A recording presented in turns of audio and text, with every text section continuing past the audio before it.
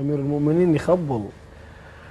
طبعا قبل لا أقرأ القصيدة اكو مقطع كتبته واحد كنت رايح زيارة أمير المؤمنين واحد رأس السنة، فقلت له مقطع قبل القصيدة، قلت له بابا نويل يسمى في الولايات المتحدة الأمريكية سانتا كلوز، وفي أوكرانيا ديد موروز، وفي هولندا كريستمان، أما عند الفقراء فيسمى علي بن أبي طالب عليه السلام. الله.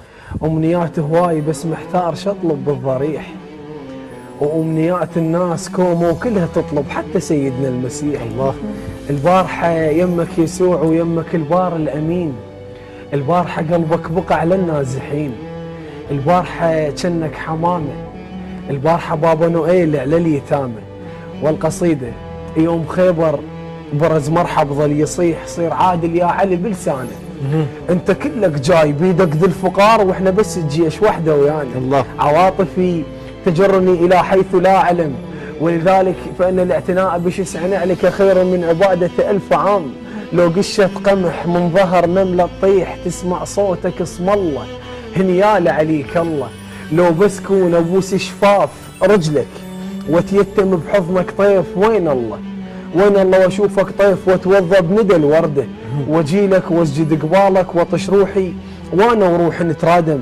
ربك من امر ابليس قال له اسجد لين انت بصلب ادم، ولو غلطان يا ابو تراب، وادم من تراب يصير، اخاف اتجاوز تحدي، بس ادم ترى المفروض كون يصيح لك جدي.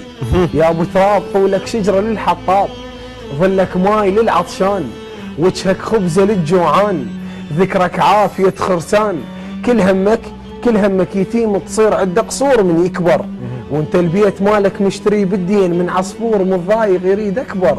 اريد وياك خادم كون وصغيرون عد قنبر، وخليني تحت رجليك فوق الغيم، واحبسني بلا يا فراج، وانزع نعلك المشقوق والبستاج. كن كالنخيل عن الاحقاد مرتفعا، بالطوب يرمى فيرمي اطيب الثمر. يا اثرف بشر مخلوق ما حد يقدر يقدرك، علمت النخل مولاي ماخذ طوله من قصرك.